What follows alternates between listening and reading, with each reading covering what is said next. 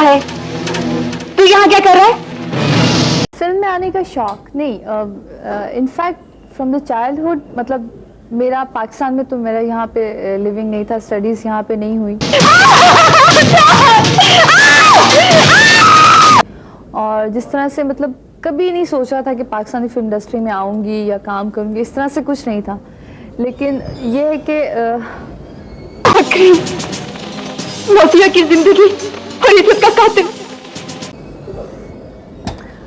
लेकिन जब हम लोग पाकिस्तान आए और यहाँ पे रहे, आई थिंक मेरे साथ तो ये एक इत्तेफाक हुआ है कि मैं फिल्म इंडस्ट्री में आ गई।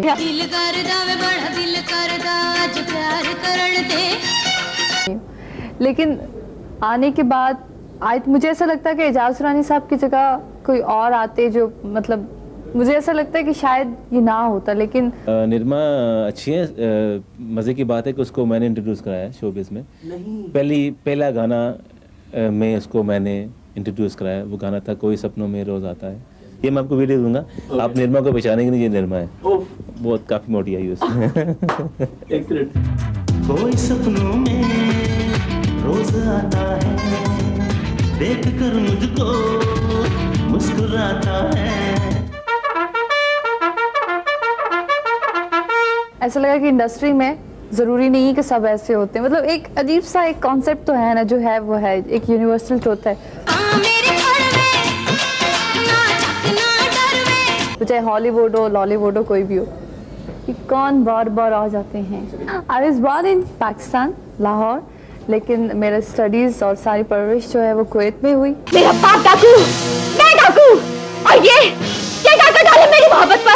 और कोई 5 साल हो गए हमें पाकिस्तान में शिफ्ट हुए, सेटल्ड हुए।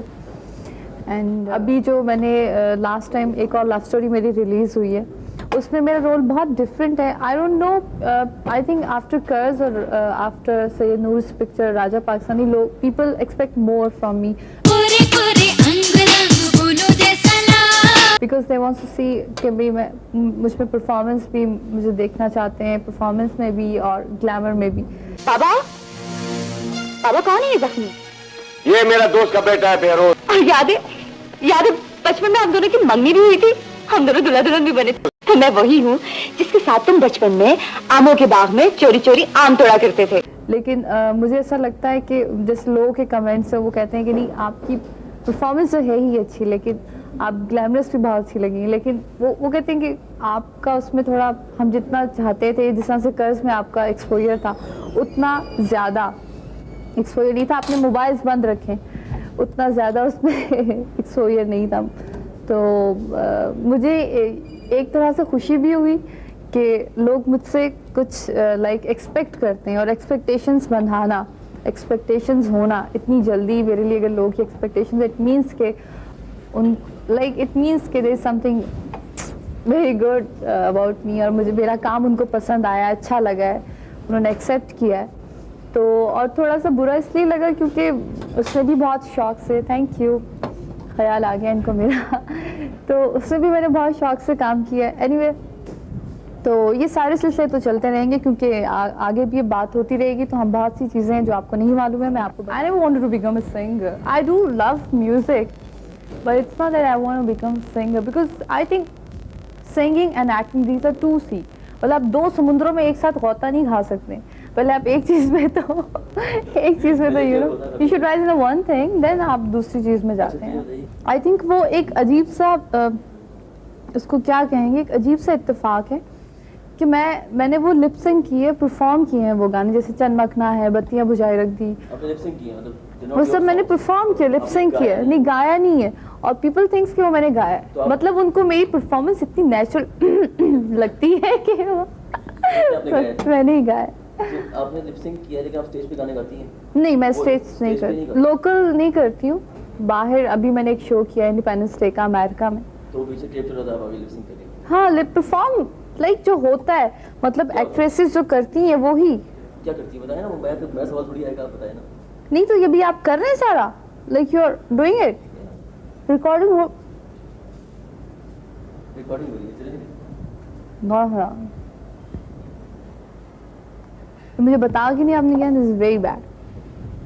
पता नहीं मैंने क्या क्या कह दिया। हो सकता मैं कहती मैंने ही गाए, हो सकता मैं कहती मैंने ही गाए, हो सकता मैं कहती मैंने ही गाए। चन मेरे मखना, चन मेरे मखना, चन मेरे मखना के हंस के एक पल इधर तकना के नजरा रस नैना दा चखना। चन मेरे मखना, चन मेरे मखना। बात मैं यहाँ से शुरू करूँगी कि पूरी दुनिया में जब सिंगर एल्बम करता है अपना, तो उसके लिए वो मॉडल ज़रूर रखता है वीडियो के लिए। और अगर वो मॉडल ये कहे कि वो गाना उसकी वजह से हिट हुआ है, तो इसमें वो सब लोग जिनकी मेहनत शामिल है वो सब सत्यानाश हो जाती है उसमें।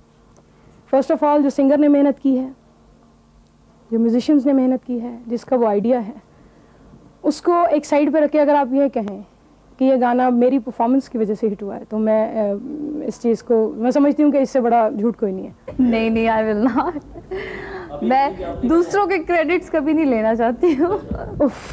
लेकिन अगर आप किसी की वोकल इस्तेमाल कर रहे हैं अपनी परफॉर्मेंस में, तो बराए मेहरबानी उसमें ये ज़रूर कहें कि ये गाना जो है ये फ़लाँ का है, फ़लाँ एल्बम में से है।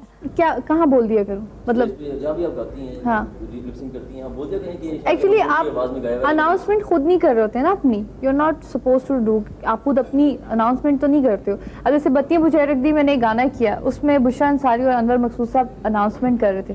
उसमें उन्होंने अनाउंस किया है कि शाज़िया मंजूर का गाया हुआ गाना निर्मा इससे परफॉर्म करेंगे। लेकिन हुआ यह है कि जब भी वो गाना टीवी पे आया है, ना एल्बम का जिक्र आया है ना मेरा जिक्र आया है, हमेशा यही जिक्र आया है कि चांद मखना, निर्मा आपको चांद मखना सुना रही हैं। चन मेरे मखना, हाँ वो शाज़िया मंजूर ने गाया था।